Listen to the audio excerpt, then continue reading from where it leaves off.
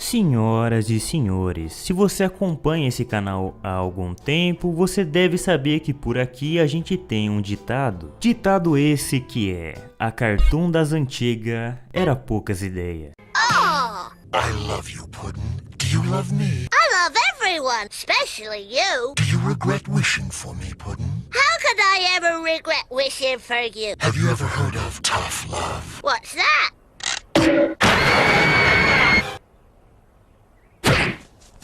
What's that for? Sometimes love hurts, Puddin', and I love you a lot. But I... Ah! E bom, o que eu quero dizer com isso? É porque antigamente as animações serviam para todo mundo. Porque ao mesmo tempo em que elas entretinham os jovens, elas também faziam piadas com temas polêmicos e tratavam de assuntos que muitas vezes passavam a linha do absurdo. Muitas obras eram mestres nisso, tinha Billy Mandy, tinha Flapjack, mas em especial eu quero destacar Cão Coragem. Um desenho que foi inspirado em histórias e filmes de terror. Um desenho que conseguia ser tão macabro que até hoje é muito melhor, muito superior a muitos dos filmes de terror atuais. Nesse desenho, cada episódio tinha uma aventura e um vilão diferente para o Coragem enfrentar. Um mais icônico do que o outro, e alguns desses vilões tratavam de temas absolutamente insanos, que você esperaria ver em qualquer lugar, menos em um desenho infantil. Então hoje aqui listaremos os vilões e episódios mais absurdos, problemáticos ou polêmicos dessa animação, que é uma obra-prima.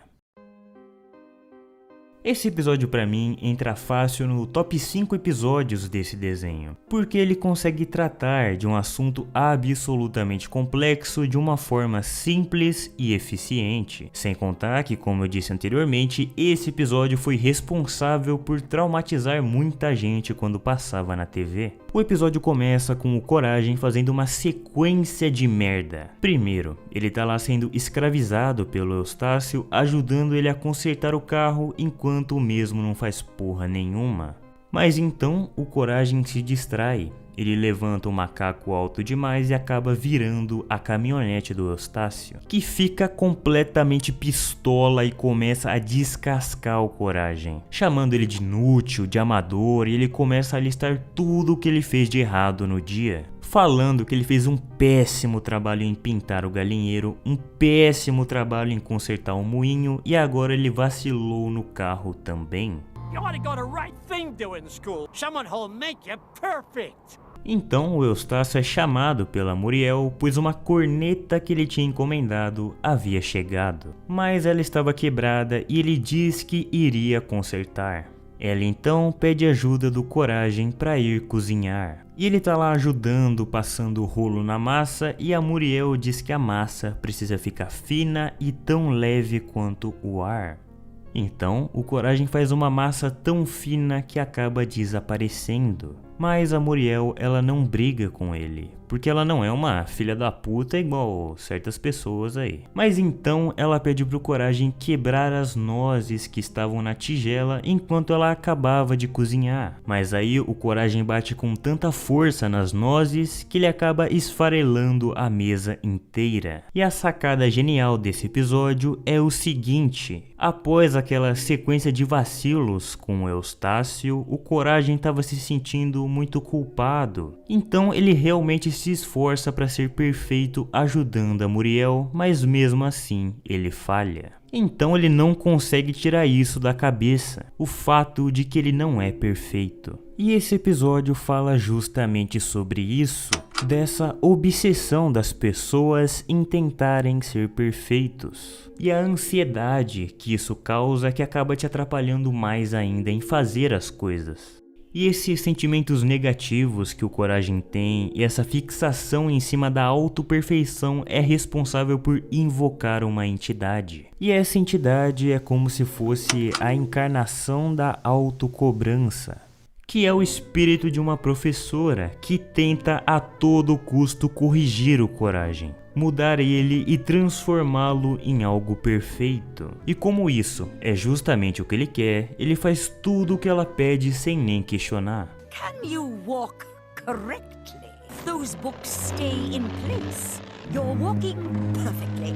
Mas mesmo assim, ele falha em absolutamente tudo. You're not the least bit perfect. Então ela monta tipo uma escola para ele aprender a ser perfeito. Primeiro ela pede para ele falar, mas ele não consegue fazer isso perfeitamente. Depois ela pede para ele montar uma escultura com palitos de dente, mas ele também não consegue fazer isso perfeitamente. The work of another of my pupils, a perfect pupil. Pra mim, o episódio fica ainda mais genial, porque depois das aulas da professora, ela diz que o Coragem teria que ter um sono perfeito, uma noite de sono perfeita. Mas por conta da ansiedade dele, ele fica com insônia. E toda vez que ele consegue pregar os olhos, ele tem pesadelos. E meus amigos, que episódio bonito que é esse, hein, bicho? Porque toda vez que ele dorme, ele tem um pesadelo diferente, com um estilo de animação diferente. Hoje em dia todo desenho tem a mesma porcaria de traço, e nesse episódio aqui os caras faziam uns 5 de uma vez só. O primeiro que ele tem é o que traumatizou muita gente na época, porque é um negócio que parece um analog horror. É literalmente um bicho macabro 3D falando com a câmera de forma bizarra.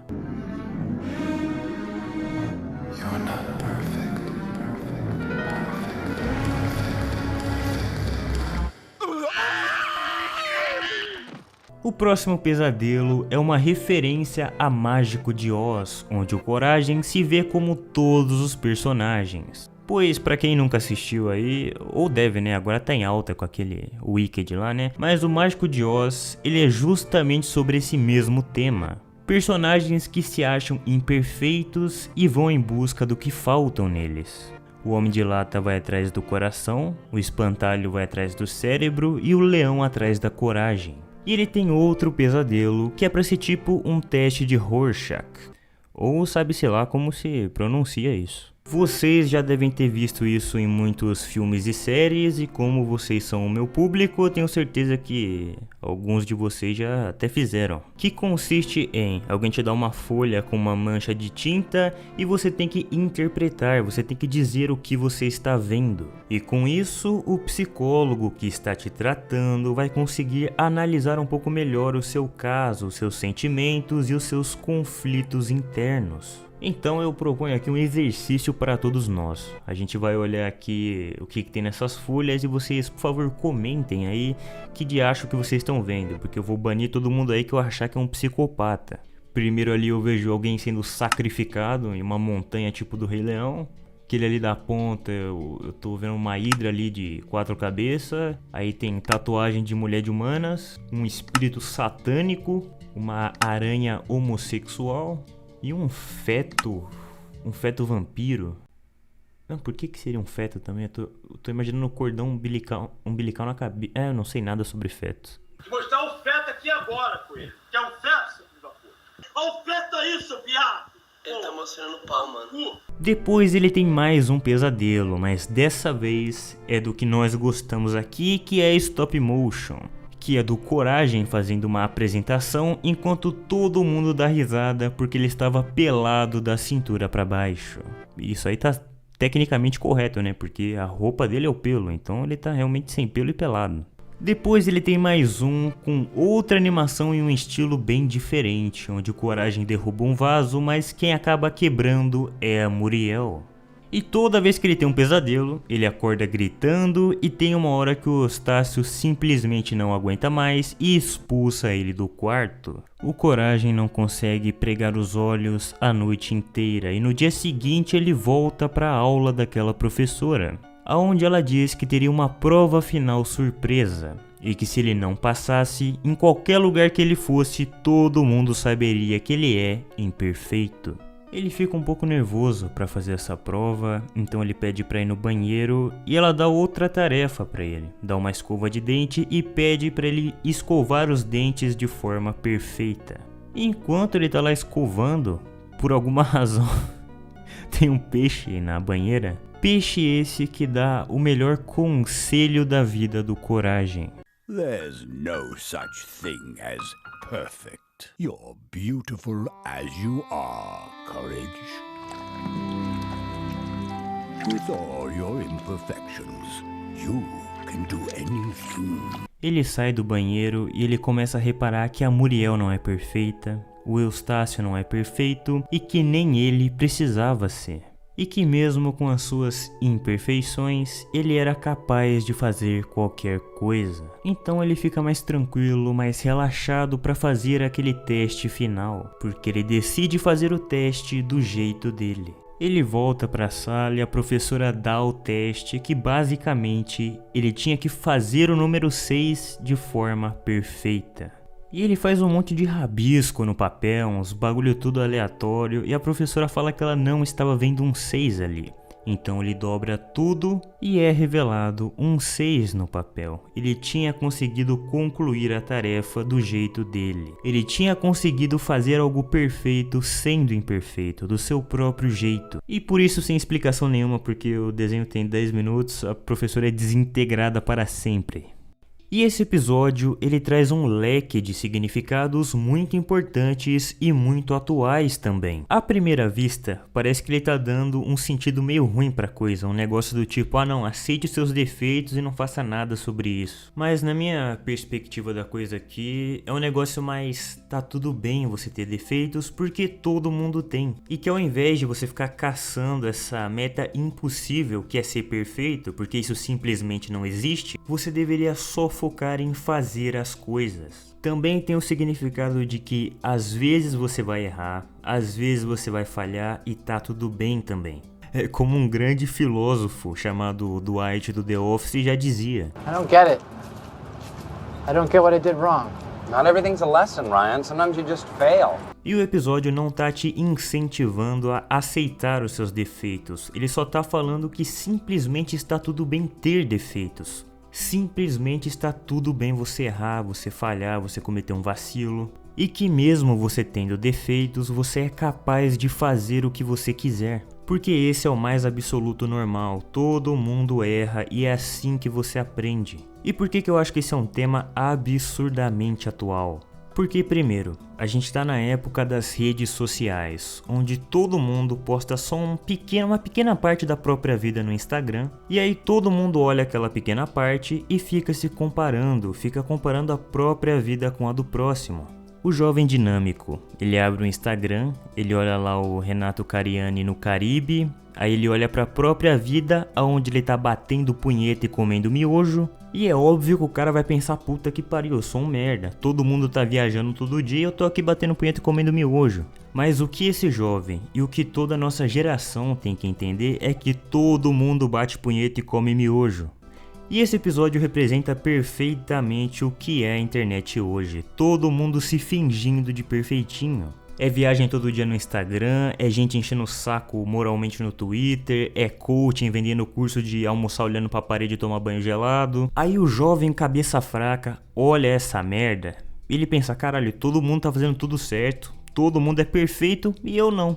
Aí fica com ansiedade, aí fica com insônia, aí fica se comparando toda hora. É insano, é completamente insano o quanto esse episódio conversa com a nossa atualidade. Porque no mar de mentiras que é a internet, todo mundo é um coragem triste e fudido, igual nesse episódio. O jeito que um desenho dos anos 90 representa a neurose e a ansiedade é o ser normal, é o que a gente é hoje em dia normalmente. Então fica aí um momento canal de opinião, quem comentar isso aí tá banido completamente, mas meu jovem dinâmico, está tudo bem você errar, tá tudo bem você cometer vacilos, tá tudo... Eita caralho, até travei aqui, ó. Isso tá... eu não vou cortar, está tudo bem eu não ter dicção nenhuma também. E tá tudo bem você não ser perfeito porque ninguém é, isso simplesmente não existe. Não deixe a neurose de se comparar com os outros te impedir de fazer o que você quer. Você é capaz de fazer absolutamente tudo, mesmo você sendo aí feio, fudido, pobre, miserável, desempregado, inútil, seu pai te abandonou, sua mãe não te ama e você é uma decepção. Mesmo que ninguém queira te namorar porque você não tem absolutamente nada a oferecer pra ninguém, nem pra si mesmo. Mesmo que você esteja em um estado fudido de depressão e isso é tudo culpa sua por uma sequência de escolhas terríveis que você tomou na vida. Mesmo você sendo esse lixo que você é capaz de fazer qualquer coisa e eu acredito em você.